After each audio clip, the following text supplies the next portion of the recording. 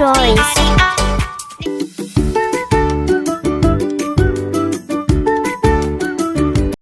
One sunny day, a kind Brahmin was working in his field when he spotted a big, calm cobra.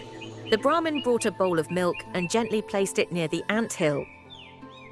The next morning, when the Brahmin came to pick up the bowl, he found a shiny gold coin inside. From that day on, the Brahmin offered milk every morning. One day, the Brahmin had to go out, so he asked his son to offer milk to the cobra. But the boy was greedy. He thought to catch the cobra and take all the gold at once. As the boy tried to hit the cobra, the frightened snake quickly bit him in defense. Later, the Brahmin returned and offered milk once again, but the cobra denied it. The Brahmin sat under a tree, holding the untouched bowl. Moral of the story: once trust is broken, it's hard to rebuild.